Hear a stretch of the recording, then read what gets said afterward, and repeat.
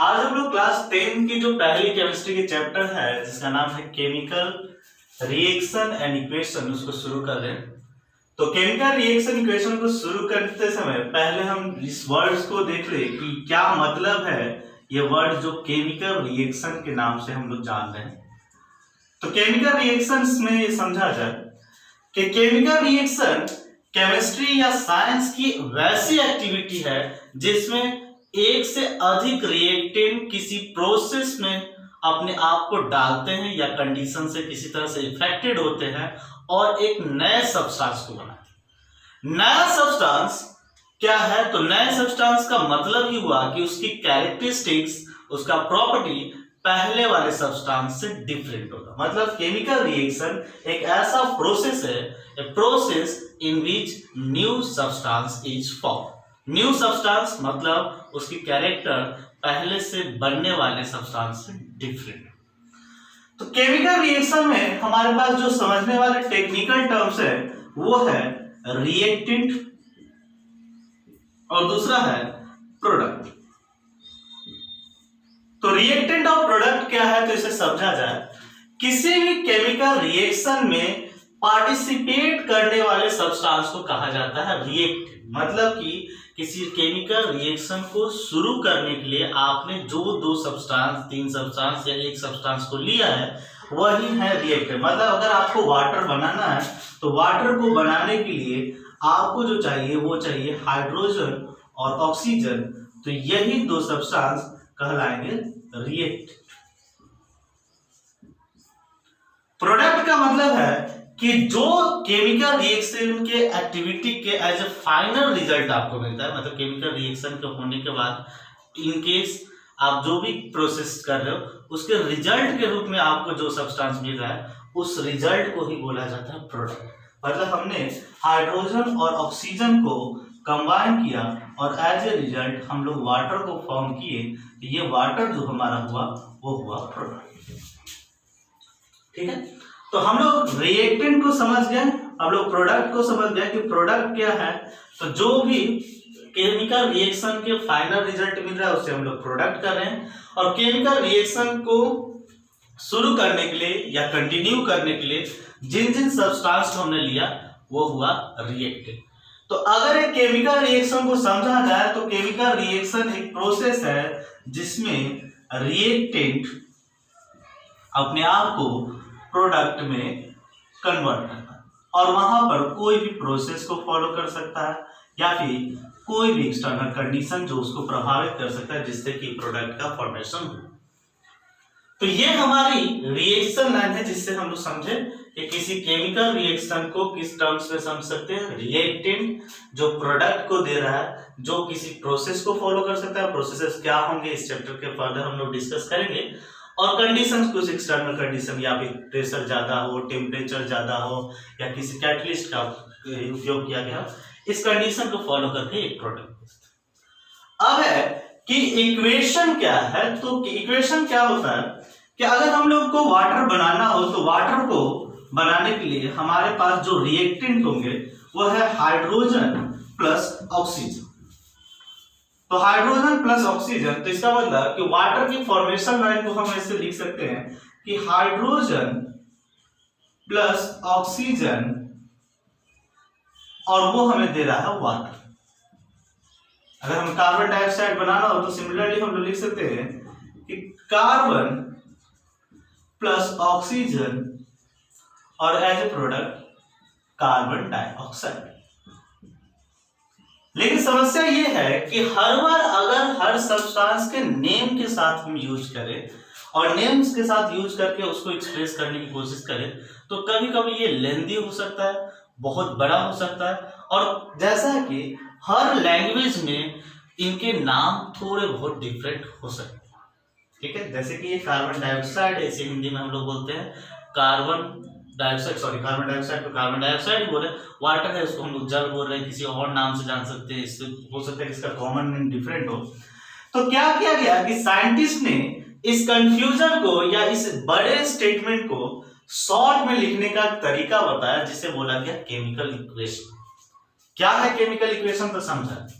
Chemical equation किसी reaction को उसमें पार्ट लेने वाले सिंबल्स या फिर मॉलिक्यूलर फॉर्मूलाज की हेल्प से दिखाया जाता है। मतलब उसमें पार्ट लेने वाले जो भी सब्सटेंस है उनकी जो केमिकल सिंबल है उनकी मदद से या फिर केमिकल फॉर्मूला की मदद से रिएक्शन को दिखाना ही कहा जाता है केमिकल इक्वेशन। तो केमिकल इक्वेशन की बात करें तो केमिकल इक्वेशन जहां पर रिएक्टेंट को उनके सिंबल या फॉर्मूला से हम लोग दर्शा रहे हैं, साथ साथ प्रोडक्ट को भी हम लोग सिंबल और फॉर्मूला से दिखा रहे हैं। तो इसे बोल रहे हैं केमिकल इक्वेशन। मतलब कि अगर हम इसका केमिकल इक्वेशन लिखे तो हाइड्रोजन गैस की सिंबल H2, O2 गैस की ऑक्सीजन का सिंबल O2 और वाटर गैस का फॉर्मूला जो हुआ H2O। कार्बन डाइऑक्साइड मतलब C+O2 और CO2। तो ये जो लाइन है, ये जो स्टेटमेंट लिखने का तरीका हुआ, यही कहलाया केमिकल इक्वेशन। मतलब it is a single line statement to represent a chemical reaction in which reactant and products are given in terms of their chemical symbol or in their chemical formula। तो हमारे लिए chemical equation की definition ये clear. अब है कि chemical equations हमारे पास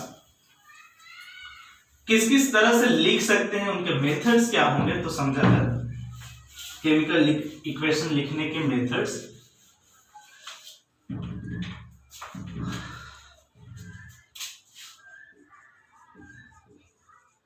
Method to write chemical equation।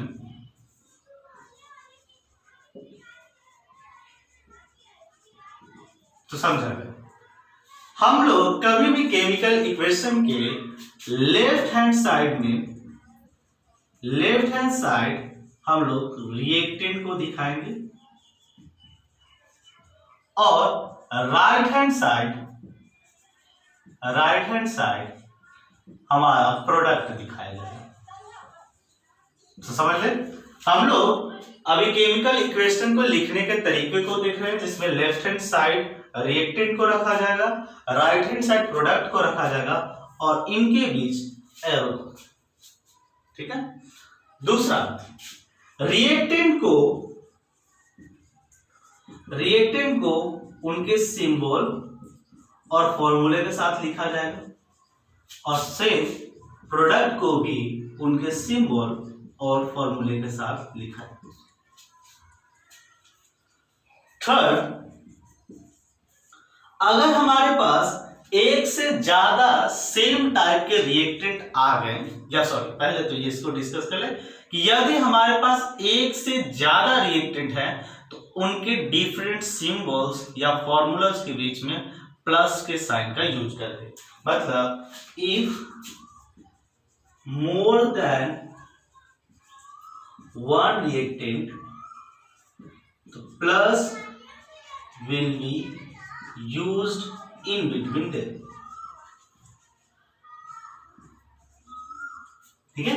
और इधर भी बात करें तो सेम कि अगर हमारे पास प्रोडक्ट में एक से ज्यादा प्रोडक्ट है तो उनके लिए उनके सिंबल्स को उनके फॉर्मूलाज के बीच में प्लस के सिंबल को यूज करें।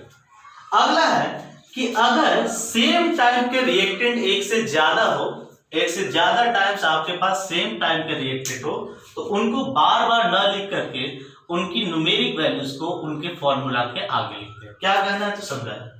आपको अगर दो H2 है तो आप H2 + H2 ना लिख करके, ये जो गलत मेथड होगा, आप इसे 2H2 लिखे। मतलब कि एक और एक दो को जो भी संख्या काउंट की उनके फॉर्मूला के आगे लिखते। ठीक है। मेथड ये हमारा होगा सेम हमारे प्रोडक्ट के लिए कि अगर प्रोडक्ट में सेम टाइप के प्रोडक्ट एक से ज्यादा टाइम्स आ रहे हैं तो आप उसको लिखने के लिए उनकी वैल्यूज को सीधे काउंट करके इंटीजर को आगे करके लिख सकते। ठीक है। ये हमारा हुआ नॉर्मल मेथड केमिकल इक्वेशन को लिखने का। अब क्या है कि केमिकल इक्वेशंस पर इतने मेथड के बाद भी कुछ साइंटिस्ट का एक ऑब्जेक्शन रिमार्क है, जिसको किस तरह से प्रेजेंट किया गया है और किस तरह से उसे रिसॉल्व किया गया उसे देखते हैं। ऑब्जेक्शन ये है कि अगर हम स्टेटमेंट को लिखना चाहें इनकी मदद से, अभी वाटर फॉर्मेशन को ही लिया है तो उसी को ले रहे हैं, तो वाटर हमें फॉर्म करने के लिए H2 + O2 और हमारा बन के आया H2। कहता यह है कि अगर आप इस इक्वेशन को देखें तो इस इक्वेशन में कुछ इंफॉर्मेशन आधी, अभी कुछ इंफॉर्मेशन आधी है, तो वो आधी क्या है तो समझा जाए। इस इक्वेशन के बारे में किसी साइंटिस्ट का कहना यह है कि इस इक्वेशन से ये पता नहीं चलता कि सब्सटेंस का स्टेट या फेज क्या है। सब्सटेंस मतलब कि रिएक्टेंट और सब्सटेंस मतलब प्रोडक्ट, इन दोनों के स्टेट और फेज के बारे में कोई इंफॉर्मेशन नहीं मिलता। तो क्या किया गया इसे रिसॉल्व करने के लिए कि आप केमिकल इक्वेशन को जब भी लिखे तो केमिकल फॉर्मूला या सिंबल के ब्रैकेट में उनकी स्टेट को लिख दे, ये मोर इंफॉर्मेटिव हो सकती है। ठीक है, पहला सॉल्व कर दिया गया कि अगर आप किसी भी चीजों को अगर इस तरह से लिख रहे हो तो आप इस तरह से करें क्या कि उनके ब्रैकेट में उनकी स्टेट को लिख दो। अगली चीज बोला गया क्या कि स्टेट को कैसे लिखा गया तो समझा जाए। एस सिंबल को यूज किया गया है सॉलिड के लिए, एल को लिक्विड के लिए, जी को गैस के लिए और एक्यू सब्सटेंस को एक्वस सॉल्यूशन के लिए। ये इंपॉर्टेंट सिंबल्स है जो आपको माइंड में रखनी है। तो ये सारे सिंबल्स को यूज किया गया है कि अगर सब्सटेंस का फेज इस तरह से हो तो आप उनके ब्रैकेट में ये लिख सकते। कुछ साइंटिस्ट का ये है कि हमें ये पता नहीं चल रहा है कि इसमें गैस का फॉर्मेशन हो रहा है कि नहीं। केमिकल रिएक्शन में बहुत सारी चीजें हैं जो फॉर्म होती है जिसे हम लोग डिस्कस करेंगे, तो गैस के फॉर्मेशन का आइडिया नहीं लग रहा है। तो उसके लिए इंप्रूवमेंट ये दिया गया है कि अगर कोई सब्सटेंस, अगर प्रोडक्ट में गैसियस सब्सटेंस का फॉर्म हो, गैस फॉर्म हो रहा है, तो आप इक्वेशन को लिखते समय उनके सिंबल के बगल में एरो मार्क जो डाउन टू अप जाएगा या फिर जी लिख करके भी काम चला सकते हैं। मतलब ये जी भी रिप्रेजेंट कर रहा है कि वो सब्सटेंस गैसियस है, या फिर हम एरो मार्किंग करते हैं तो ये सब्सटेंस को कर देता है क्या, गैस। एक और साइंटिस्ट का कंफ्यूजन है कि इसमें प्रेसिपिटेशन के बारे में कोई डिस्कशन नहीं है। प्रेसिपिटेशन क्या होता है समझा जाए। प्रेसिपिटेट सब्सटेंस क्या होता है, तो केमिकल रिएक्शन में के कारण कुछ ऐसे सॉलिड सब्सटेंस, पार्टिकल सब्सटेंस जो सॉल्यूशन में मूव करते रहते, फ्री मूव करते, मतलब डिसॉल्व नहीं होते, और कुछ देर के बाद धीरे धीरे करके या तो सेटल हो जाते हैं बॉटम पर या फिर तैरते रह जाते हैं, तो उन सब्सटेंस को बोला जा रहा है प्रेसिपिटेशन। तो कहा जा रहा है कि अगर प्रेसिपिटेट को दर्शाना हो तो कैसे करें, तो प्रेसिपिटेट सब्सटेंस को अगर दर्शाना हो तो आप एरो मार्क डाउन या फिर उनके ब्रैकेट में सॉलिड लिख करके दिखा सकते। तो ये हुआ नॉर्मल केमिकल इक्वेशन लिखना, उसमें इंप्रूवमेंट और उसको रिजॉल्व करना। फिलहाल हम लोग इस वीडियोस तक इतना ही कंटेंट को रखेंगे। हम लोग आगे की वीडियोस में इसके आगे की क्लास को देखेंगे। Thank you.